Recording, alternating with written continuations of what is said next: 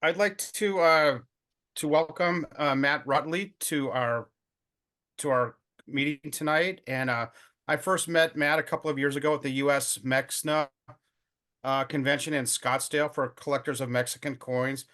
Matt gave a really good presentation there on some research that he was doing, and he later published a book on that research.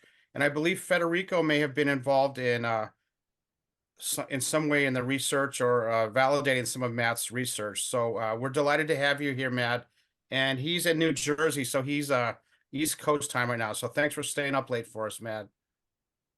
That's My all. Thank pleasure. you. Thanks very much for the intro. Yeah. Thanks very much for having me along here. I met Mike at US Mex now 2 years in a row, and it's been wonderful to chat with him about his specialty in Mexican numismatics as well, and Federico as well. Definitely gave me some really helpful tidbits of information from his collection for my research.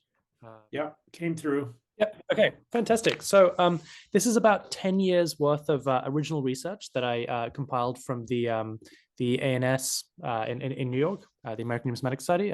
Various visits to Guatemala, to Switzerland, to lots of private collections. Some extremely generous collectors. A lot of people have been just really wonderful in helping me on this project. And many of the things in this presentation have actually never basically been cataloged or seen before until I published my book early this year. So to get started, I thought I'd give a little bit of background information about Switzerland. This engraver Frener was a really fascinating guy, and he has this link to so many parts of the world, but he was actually originally from Switzerland. So if we think about Switzerland, this is a kind of map of Switzerland in 1821 when he was born. So it was kind of solid 19th century life, born in 1821. You can see there at the bottom, this is Luzern, which is also Lucerne in French. And it's this like totally picturesque, like picture postcard beautiful Swiss town. You've got the Alps in the background, you've got a castle, a lake, you've got winding little cobbled streets. But at the time that Frener was born, 1821, it was very different. Like we think of Switzerland today as being this kind of like neutral, like chocolate box kind of country. But when we think about it in 1821, we've got to the north Germany, to the east, the former kind of Austro-Hungarian Empire. And bear in mind that Italy didn't even exist at this point. You have France, which basically just had a revolution, well within living memory. And Frener's parents would have been the first generation to grow up in a world with an independent America, a post-colonial New World. If we think about the Spanish leaving the New World in 1821, or at least rescinding control of it, and a revolutionary France. So a real kind of period of huge change coming through in Europe, sort of the result of the Enlightenment movement. And as I mentioned before, Switzerland really wasn't a kind of neutral hub of diplomats and chocolate that we know today. Frener's hometown of Luzern is kind of in this lighter colored purple area here, which was a collection of these die-hard Catholic cantons. Cantons are kind of like states in Switzerland, and they're surrounded by Protestants all around them. And Napoleon had invaded about 20 years earlier, and there were kind of constant little battles between towns and scraps erupting. And a lot of these were basically proxy wars instigated by the neighboring powers. So like someone would shut off a mountain pass, like the Austro-Hungarians would fund some rebels, and a total mess. And there'd been, I won't get too deep into Swiss history right now, but the Habsburgs from Austro-Hungary in the 13th century initially kind of ruled most of Switzerland. And there was a rebellion against them in the 13th century, which kind of helped with this kind of general angle towards Swiss independence. And Swiss soldiers were famed for being mercenaries, and the armies of European royal houses prized their skill as masked pikemen who could defeat mounted knights. And the famous papal guards in the Vatican, if you go on vacation there to the Vatican, you'll see that those are Swiss guards, and they're from like specifically Frener's town. And there are other references to them, for example, in Hamlet, Shakespeare play, Claudius the stepfather calls out, "Where are my Switzers?" when he's attacked. And these are actually Swiss guards he's referring to from Frener's hometown. So you get the pictures. These are like Catholic cantons surrounded by Protestants. And just going back to them, actually, there was a massacre in the French Revolution at the Tuileries Palace in Paris, where it didn't contain any members of the royal family, but the revolutionaries kind of stormed it and killed all the guards. And this was sort of like a point of kind of mourning in the for the Swiss, but sort of a point of honor as well. They kind of stood their ground. But yeah, so that was the kind of political situation. And back to Frener. So he's born in December 1821, and he was the son of a scribe, also called Johann-Baptist Frener. And his mother her name was Anna Maria. She was a seamstress. Anna Maria and Johann Baptist, these are very like Catholic names again. But things weren't very easy. Aside from the kind of political situation, his father suffered from lung disease. It was probably tuberculosis, which was kind of rife in Europe at the time. And he was mostly unemployed because of his health situation. And then as a result of this, the mother actually left home around the age of 10 and died 4 years later. And Frener had 5 siblings, and they were all put in an orphanage. And as sad as this is, the orphanage at least provided him with food, shelter, schooling, kind of structure to his life. And in the art classes there, the teacher noticed that little Johann had quite some talent at sketching. A guy called Franz Schlatt, who was a kind of local guy, and they arranged for him to have kind of private lessons with Professor Schlatt. And in 1839, we actually see Frener's first work when he's 18 years old.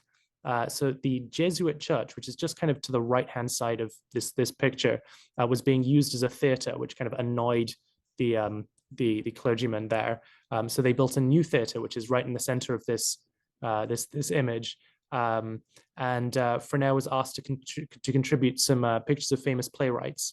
And these are those famous playwrights. You can see these little portholes up here. I don't know if I have a zoomed in picture of them, maybe a little bit later on. But they're sort of pictured. There's one of Shakespeare, there's one of Moliere, all these kind of famous playwrights. A very impressive work for an 18-year-old. And Frener got sort of a lot of commissions. Like, people knew that he was talented around the town, kind of local figures, ministers, heads of patrician families. This is a beautiful medal here he made for the von Fischer family. And you can just about make at the bottom right of it. It says I.B. Frener, kind of bottom right-hand side in the rim of the medal. But a lot of kind of local commissions like this. In 1842, age 20, we have a record of him actually designing the mausoleum of a cantonal minister named Joseph Singer, which is just actually located behind this beautiful church here in the city. So in light of this talent, so talented kid, he was awarded a state scholarship from Switzerland to go to art schools around Europe. It was really fantastic. I mean, really like a stipend, no questions asked, as long as he got good grades and he went to Catholic confession. That was another one of the stipulations. They were given this. So he studied in Paris and then in Florence. But Paris was really, really important because not only did he study in Paris, he went to the top school in Paris, the École des Beaux-Arts, the school of the Beaux-Arts, the beautiful arts, under the great Swiss engraver Antoine Bouvy, who is pictured there at the top left. And his designs are still used on on Swiss coinage here. So this 2 franc is still a valid coin, and that is, you can see a Bouvy there. So that's the huge boost. Now having this guy as his mentor and writing him letters of recommendation and things like that is just amazing. And it's kind of interesting to look into who else was at this school in Paris at the time.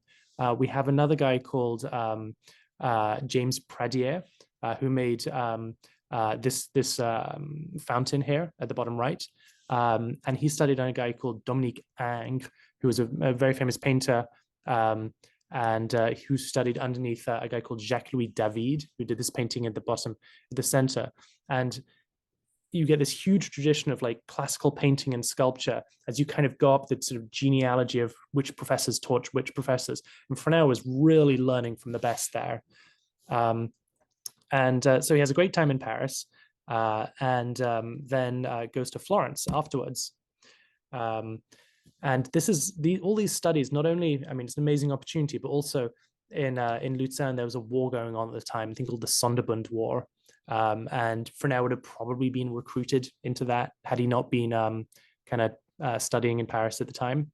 But in 1847, so he's 26 now. He's in Florence. He's finished his studies completely, and he fell in love with a young woman there called Adelaide Cornucci. And they quickly married, but his heart was broken about 2 years later when she actually unfortunately died in childbirth. It's still 1847. And Frener travels around Europe to try and get over his heartbreak. But at a guest house in Florence, he made friends with a resident, a man named Giuseppe Verdi, as in Verdi the composer. He became the great composer Verdi.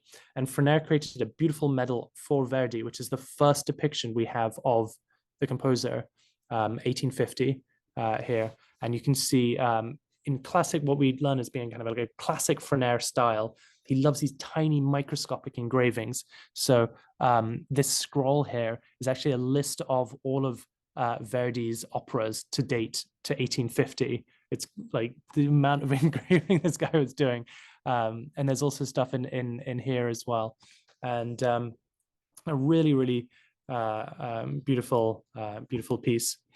And this is an advertisement I found for it, an original ad. Took a lot of digging to find it, but it's kind of interesting. It's in a magazine called Il Diavoletto, like the little devil, and it's kind of a sort of anarchist magazine and humoristic magazine. It's like, why was Frener advertising in this particular magazine? Like, is this some kind of insight into his personality? Like, what could we infer from this? Was it just like a cheap magazine to put things in? I don't know. Like, why would a sort of anarchic magazine want a medal of Verdi in it? We're not sure. So Frener, he's sort of done with his travels, and he's a established young man, and he moved back to Lucerne, back home. In 1850, the Swiss monetary system was unified. This is a really important moment in his life. So right when Frener was growing up in Switzerland, each of the cantons, each of the kind of states in Switzerland would have its own coinage. And they decided to unify this across Switzerland. There are lots of different proposals to do things. Frener basically showed off a lot of his work that he had done. This is a medal he actually did during his student years at the bottom here, 1844. It was a kind of multi-year process to get this approved, but actually he missed out on it. His teacher Bovy in Paris got the contract instead. So he was really kind of annoyed at this, it seems. And also, like, there was a lot of weird bureaucracy going on because each canton had its own mint and everything like that. And in Frener's hometown, there was this derelict mint building full of mint machinery. And he was like, could I just use that as my studio? We have a letter from him applying for that. And it was denied for some reason. And it's really, really annoying. But he kind of plodded along, and he made a couple of shooting medals, which are very collectible. This one at the top here is probably the most accessible for anyone who wants to collect Frener stuff. It's every single year there's like a shooting festival in Switzerland, and they make a beautiful medal. These are highly collectible, and he did the one for 1853 here.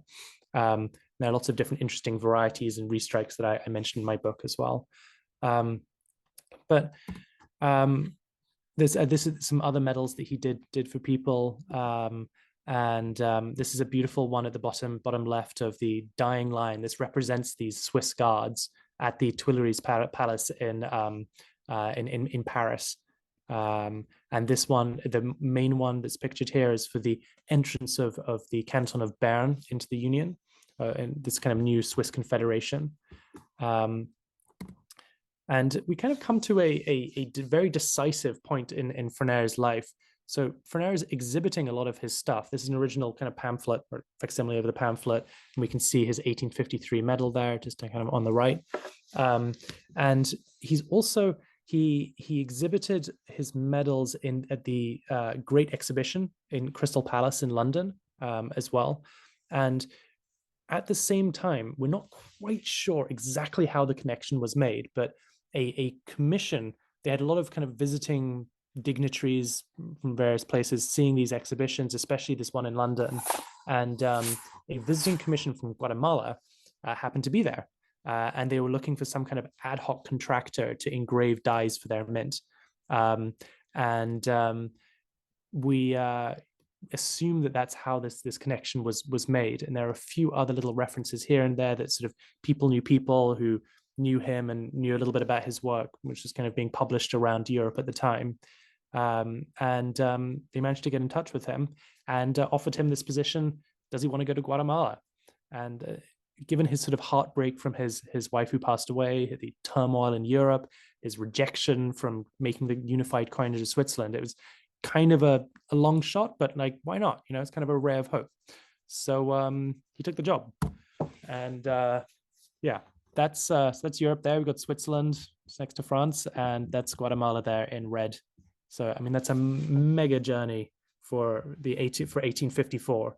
But he's kind of an adventurous guy, and he decided to take it. And Guatemala was kind of an interesting point at this in history, because the Spanish had left in 1821, and they had a kind of an attempt to make, I'll show you here, a kind of United States of Central America. So that's kind of the south of Mexico there. Then we've got Guatemala, Salvador, Honduras, Nicaragua. And Los Altos was going to be its own country as well in the sort of 1830s. This area of the north of Guatemala never really worked out. And there was sort of endless kind of infighting, and this sort of United States of Central America didn't really work out. But in the late 1830s, 1840s, a guy called Rafael Carrera came to power. And Carrera was actually illiterate. He was an illiterate pig herder who was just excellent at like rallying the people, and a fairly brutal man as well. But he kind of made Guatemala much more stable. He kind of introduced the stability to the country. So he's sort of a mixed blessing. We have some examples of coinage at the time. At the top right, we've got the famous pillar dollar, kind of early Spanish colonial piece. That's top left. Top right, we've got the portrait dollar, 8 reals from NG, Nueva Guatemala. And we've got these federation pieces that came just after the colonial pieces. These would have been kind of 1820s, 1830s. And these would have all been kind of circulating together. And in fact, it was pretty chaotic at the time. I have a document actually in my personal collection, which was issued by Rafael Carrera, about how on earth do we use this like plethora of coinage just sloshing around the country. You'd have like bit of colonial stuff, maybe a bit of US stuff, Mexican stuff. We see this quite a lot in other countries as well. So in, for example, Canada in the 1850s, it was pretty chaotic as well. That's why they kind of brought in the unified coinage there. So it's kind of a big time of numismatic change. So Frener kind of arrives there, and they have these, I mean, these are nice engravings, the 5 mountains representing the countries with the sun face and the tree and everything. But they just didn't really have, if you look at a lot of the pieces that were these are very nice examples. Most of them were pretty crude. They just didn't have the engraving talent to use modern machinery. So this is this guy, Rafael Carrera. You can see him on the far left. And this is the kind of coinage that they were making just before Frener arrived. It's not great. I mean, the top right is kind of fine, but it's very it feels very 18th century. And they knew that with kind of industrial revolution, kind of 19th century technology, you had much nicer things coming out in the USA and other countries. They're very, very aware of that. And it seems like Carrera himself was very aware that coinage is a kind of a form of propaganda as well. Like if he can get his image out to everyone, that kind of just garners some base level of respect amongst people. And actually this medallic peso is exceptionally rare. There are maybe 3 or 4 known. And this is from a private collector in California. It's kind of a gilded copper example, which popped up in a market in the 90s in Guatemala. So just a few more pictures of Guatemala. It's a stunningly beautiful country. Absolutely love visiting there. This is Antigua, Guatemala. the old capital. The capital is now Guatemala City, which is a big, bustling, modern city. But this is a kind of colonial capital, very accessible. If you go there, get a connecting flight via Miami, very cheap to fly there, and I highly, highly recommend it. So Frener he arrives in the country 1850s, and he kind of gets to work. He sets about kind of engraving for the mint. He makes a couple of military medals. We see one at the bottom left. He teaches at the university. He kind of integrates himself into society. Now, this coin at the top is probably his first ever design in Guatemala. We're not quite sure, looking at the legislation. The date is probably spurious, but it's a very interesting kind of unpublished design. At the bottom middle, we have Jose Luna, who was a guy who cured a cholera outbreak as well. And it's said that this portrait that you can see at the top is actually meant to be his ex-wife. I mean, there's no particular evidence behind that, but that is the rumor that's been going around for decades in Guatemala. So Frener comes up with this stern, like, goatee portrait of Carrera, and it's very similar to Napoleonic coinage, kind of with Napoleon III in the 1850s, which Frener would have handled in Europe. And this cannot be a coincidence. Like, Frener is trying to flatter his new boss, basically. Carrera actually dies in the mid 1860s. But it felt like a kind of much more stable decade for Guatemala, just after like the Spanish leaving and this attempt at making this kind of United States of Central America. We suddenly have like at least stability. But Guatemala might have been stable, but Frener's life is just ever tumultuous. So he marries this woman from El Salvador called Gregoria Matamoros. He has 3 kids with her. This lasts 5 years, and she left him in 1865. Then he eventually, it's possible, well, I say eventually, it's possibly she left him because he got with another woman called Eulalia Hernandez, with whom he had a daughter, but that didn't last very long either. So on his 4th marriage now, and eventually the end of the 1860s, he finds true kind of long-lasting love in a lady named Maria Acuna, with whom he had another 2 children, and they stayed together for the rest of his life. And we have interesting records of his children from the different marriages. I have one record of them winning a competition in a newspaper, and another one of them traveling together to the USA on a steamboat. So there wasn't too much animosity, at least amongst the kids. They all kind of knew each other. And also, Frener was commissioned by El Salvador to make things in 1865. This is the only example we've ever seen of this medal. There have been rumors for several years that he designed his 19th century coinage, at least had some kind of negotiation of a contract. No actual proof, but this is definitely a Frener piece. We have FF on both sides and lots of classic elements of his design. We're around 1870 by this point, and Frener's in his 50s. He's the master of the mint in Guatemala City, he'd like to bring his children to Europe to see things there. So he kind of brings them on a trip there.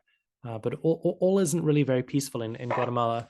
The death of Rafael Carrera had left this kind of power vacuum and paved the way for revolution. Guatemalan politics is kind of super complicated, but there are 2 groups called liberals and conservatives, which don't really translate to their kind of American counterparts. So Carrera is seen as being a conservative because he supports the Mayan kind of peasant population at the time, and also economic protectionism, whereas the liberals are kind of really more the descendants of the Spaniards. They're open to free trade. They're much more pro-European. And these kind of so-called liberals under someone called Justo Rufino Barrios took over. And the rumor, which I've managed to trace back at least to the kind of 1930s, is that Frener was hired to arrange decorations for a victory banquet.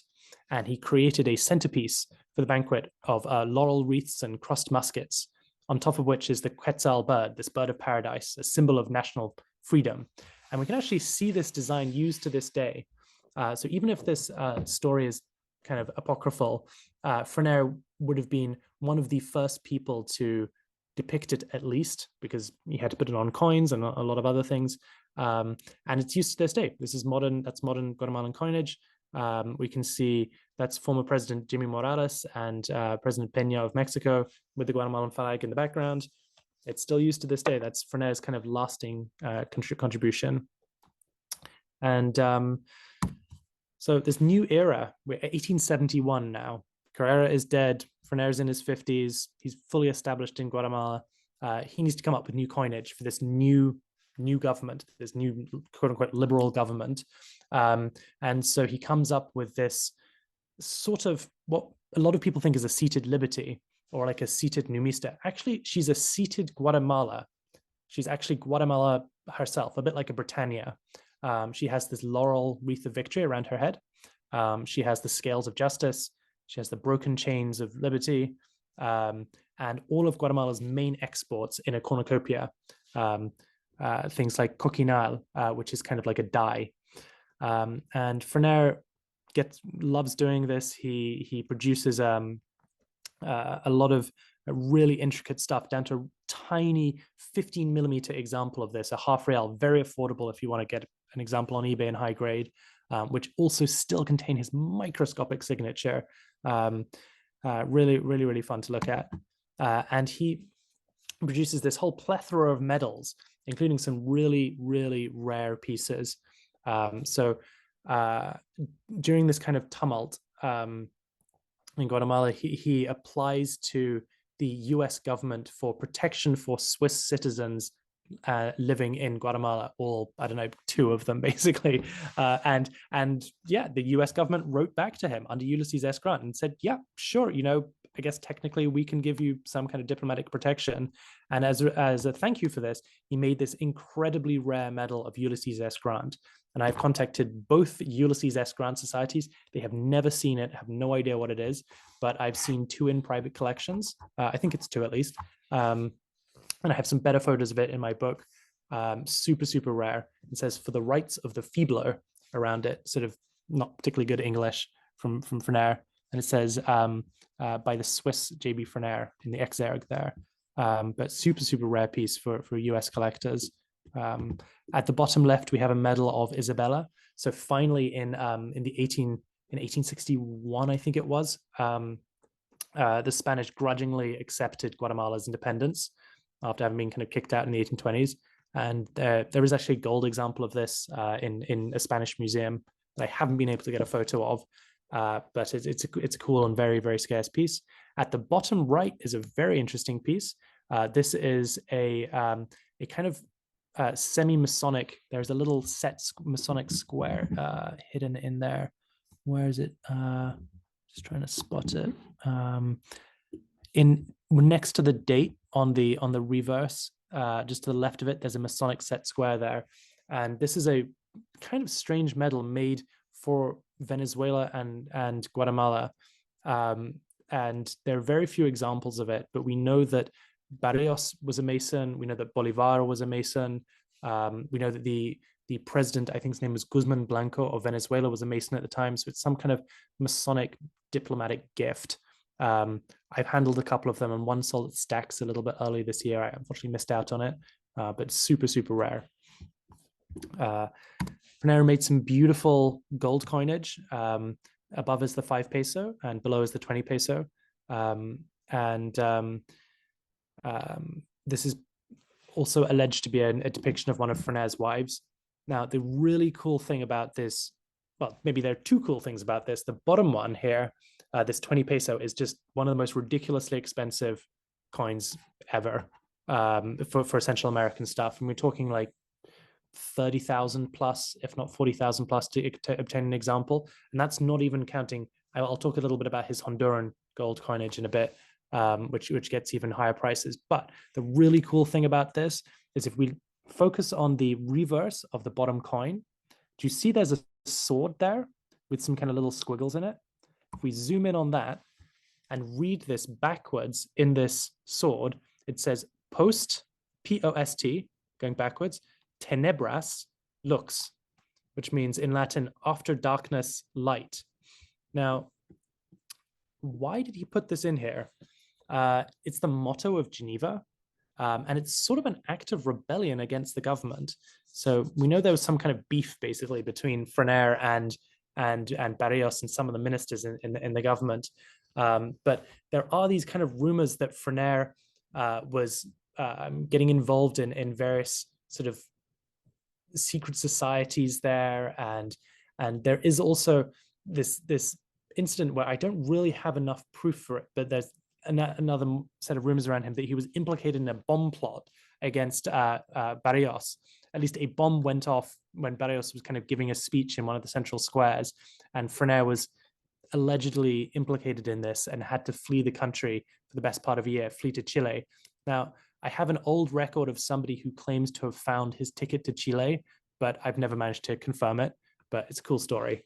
And sort of seems, this guy's a bit of a maverick, it seems, and maybe not totally outside of his kind of remit. But moving back to coins, Frener got a contract with Honduras as well. Kind of word spread that he was the kind of go-to guy in Central America for beautiful coins, and he made this wonderful kind of standing liberty design. On either side, you can see P and A with dolphins in them for Pacifico Atlantico, Pacific and Atlantic Oceans, both sides of the kind of Central American isthmus. Unfortunately, Frener made all the dies for these coins, and then they sat by the roadside rusting for 2 years before anyone actually installed them.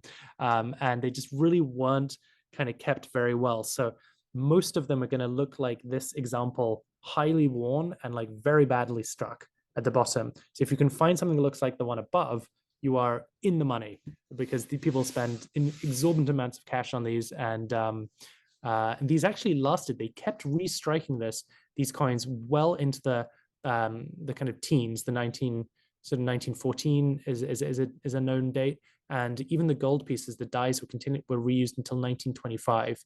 So they really loved these coins, and we have a few examples of medals. Well, they use like one of the die hubs.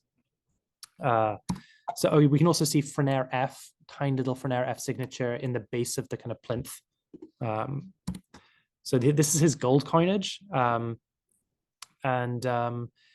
the one at the top, this 20 peso, these go for like $90,000. It's crazy. Like any of his Honduras gold coinage, maybe just apart from the 1 peso, is just kind of silly expensive. And Louis Iliasberg, the king of coins, in Life magazine, he featured his example of Frener's Honduran gold. So he also recognized it as like a big deal.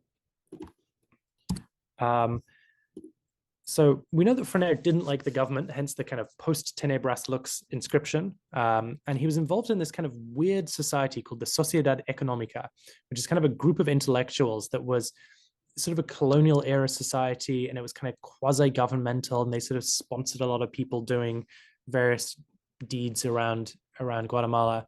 And Frener engraves this medal for the Economic Society, and I find it kind of, it's a very creepy looking medal.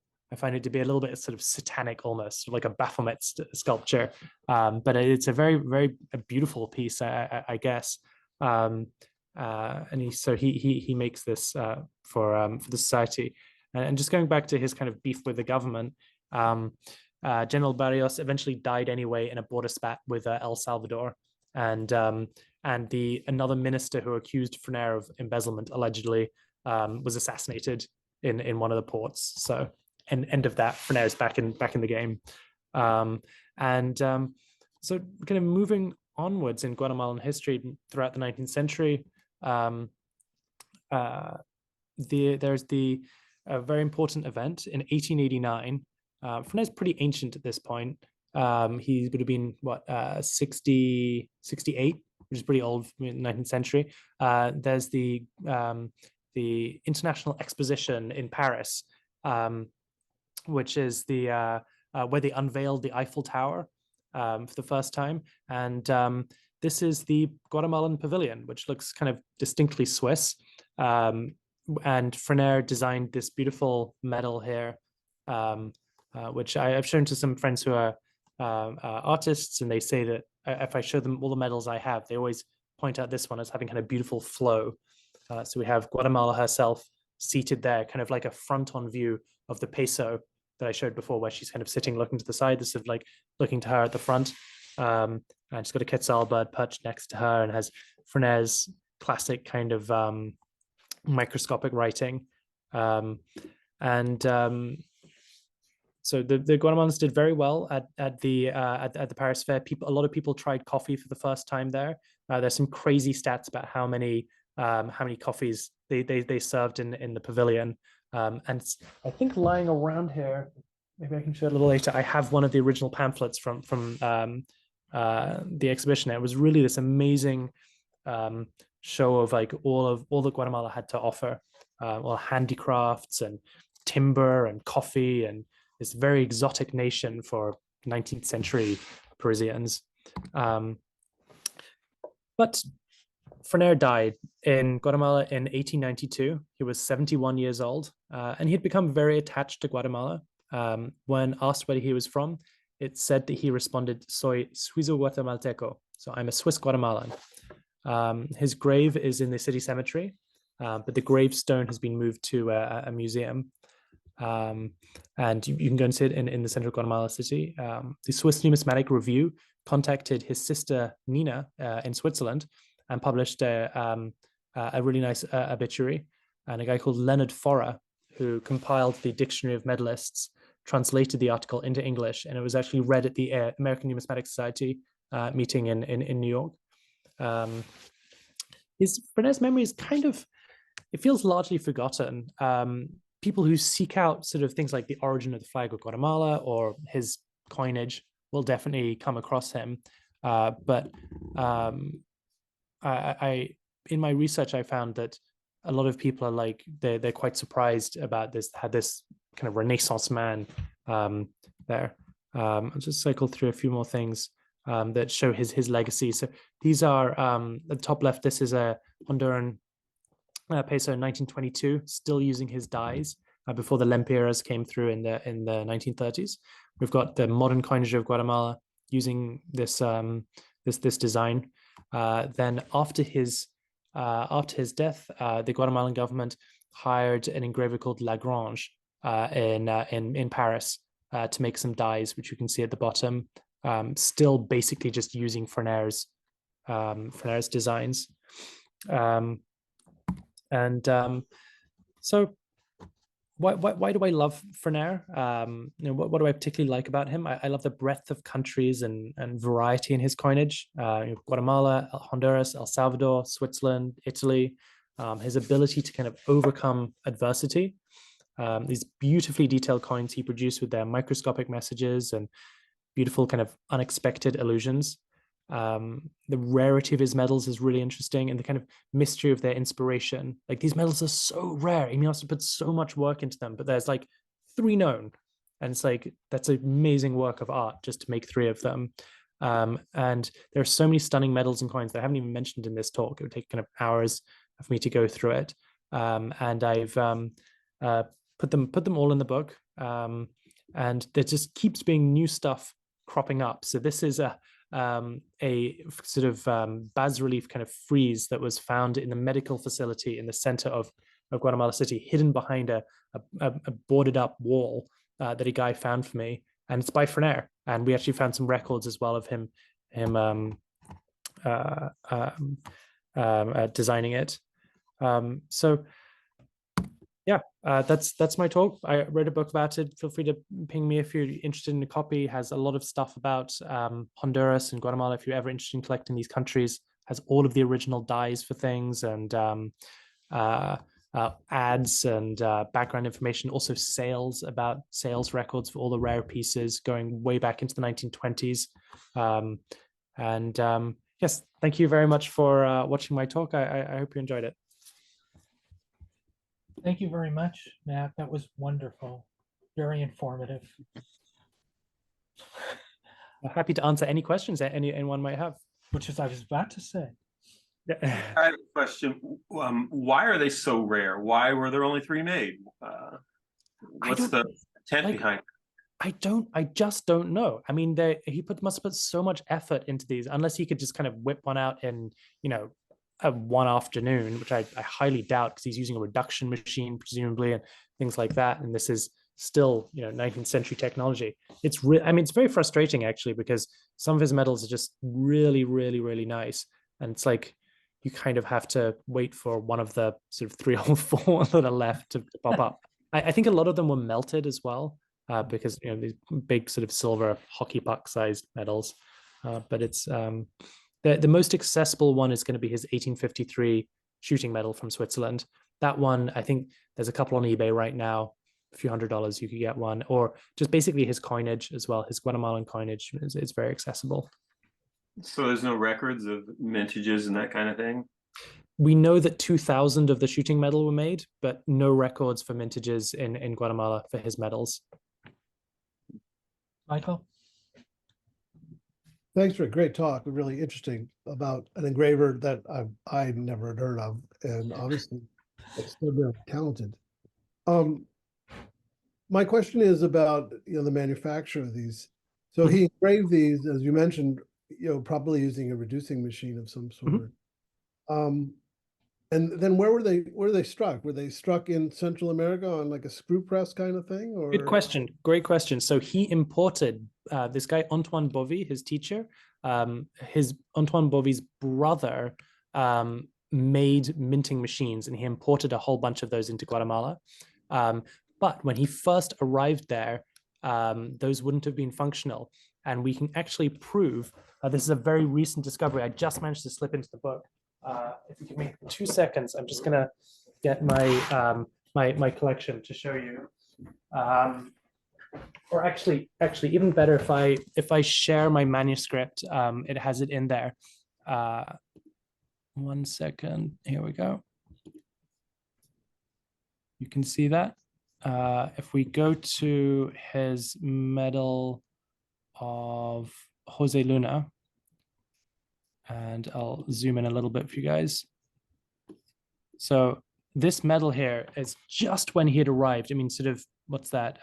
3 years after he had arrived there. And if we look on the rim of the medal, it has this little thing, cuivre, copper. And I think I have this thing here. If we zoom in on it, it's actually a B, and that is a symbol of the Paris, the Monnaie de Paris. And it's totally unlisted in the Monnaie de Paris catalogs. This catalogue général does not list it as a work, but I mean that is in like a incontrovertible sign that this was actually made in Paris instead. Subsequent medals must have been made in Guatemala, though. Yeah, that's clearly a Paris mint mark. So you think the medals he made himself with this machinery that he imported? Yeah. And I have in I'll show you another one. This is kind of a little bit of an insight into how he made his process. So I acquired this, interestingly, in Guatemala itself. And this is probably from Frener's personal collection through a kind of chain of this guy, Dave Buncher in California, and Angert, who is another researcher, because Angert bought a lot of stuff from Frener's widow. And you can see it's like a uniface trial of the Frener medal. So it's kind of made on this matrix, at least some kind of trial. It's very interesting.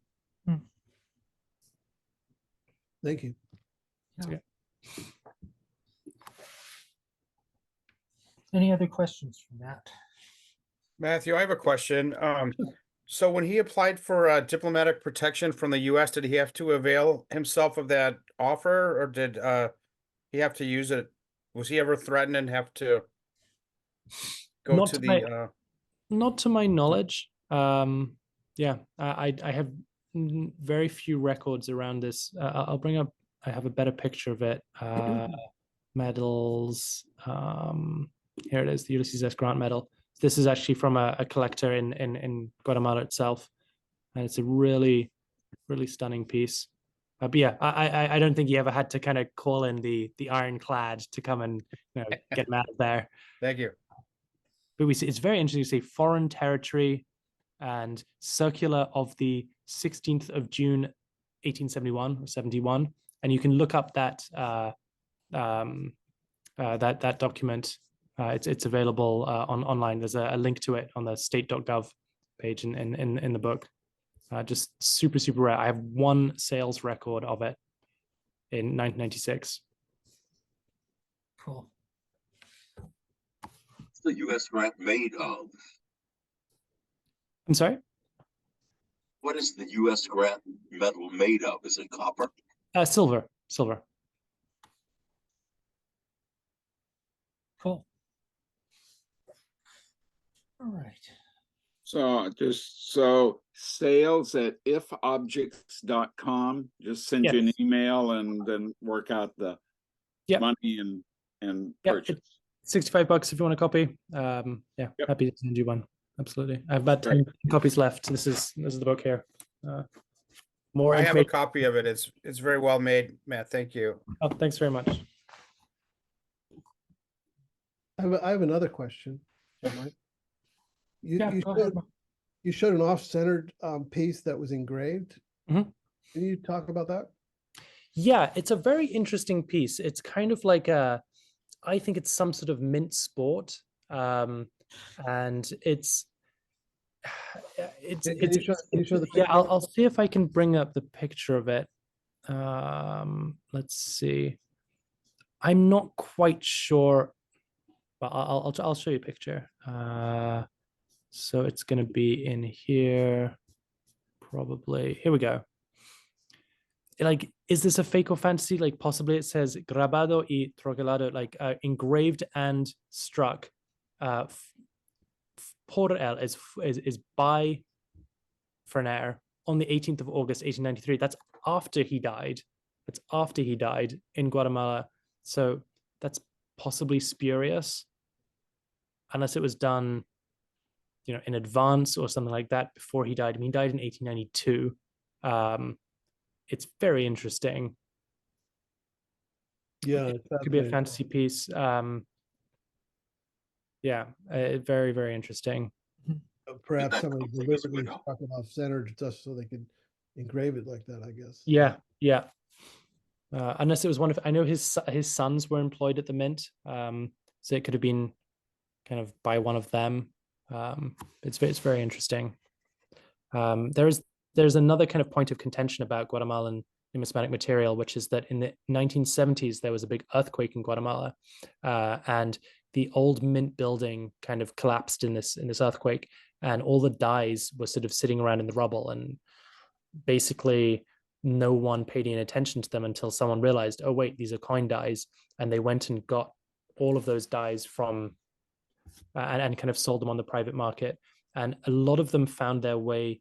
I can show you like this die hub here, or I have other ones here, like it stacks, or the ANS has a huge collection of them as well that was donated by a guy called Dana Lynette.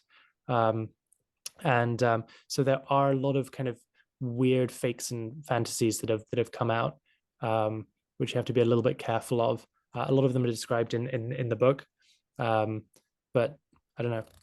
Some unscrupulous dealers have been known to kind of strike various things with them. Federico.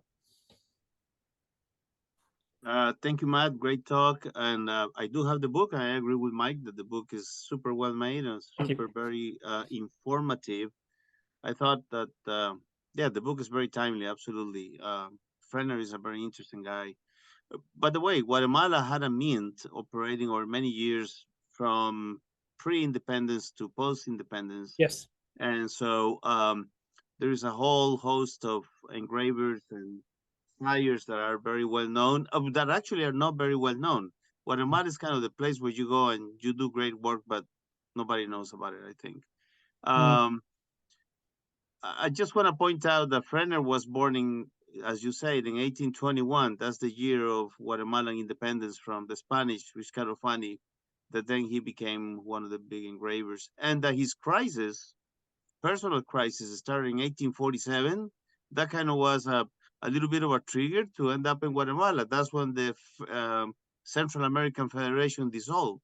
So I don't know. The guy's stars were aligned with the place for sure. Yeah. I have a question about his descendants. did they? I think there's something about this in your book. Did they end up being? You just mentioned some of them were working in the mint. What happened to these folks? Are they still in Guatemala? Did they settle there, or they left? I mean, what happened there? So, I mean, a number of thanks very much for your questions, and I'm really happy you like the book. So I agree that some of the colonial engravers were fantastic engravers. People like Jose Casildo España, but then they had these beautiful colonial medals and coins, and then also like engravings you can find in books, like beautiful kind of wood like block engravings. And then it just seems like towards the 1840s, the whole talent pool just disappeared, and you got these very crude engravings, and it's like, what on earth happened?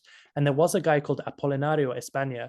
If you look at the I'll show you here the portraits of Rafael Carrera. These like the first portraits that Frener made of Rafael Carrera. You see, I'm missing the 2 real there. That's intentional, because this is the 2 real, and it doesn't say Frener F. Underneath it, it says España F, and this is Apolinario España, who is, we believe, like the descendant of Jose Casildo España, the colonial engraver, but he just kind of wasn't very good. But yes, I mean, if in the 18th century, Guatemala's engraving was incredible. As for the family, yeah, there are 2 branches of the family, and Sergio Palencia Frener is an academic who's now moved to Virginia, and he helped me a lot with my research. And at the back of the book, here he is. We went around Guatemala and had great fun, just kind of looking around the city, because he's a kind of like a sociologist, so he knows a lot about like how to access various archives there, and a super nice guy. So there's 2 major branches, and there's another photo of let's see, and maybe in portraits. These are some portraits of Frener, and there's meant, I'm sure I have it in here somewhere.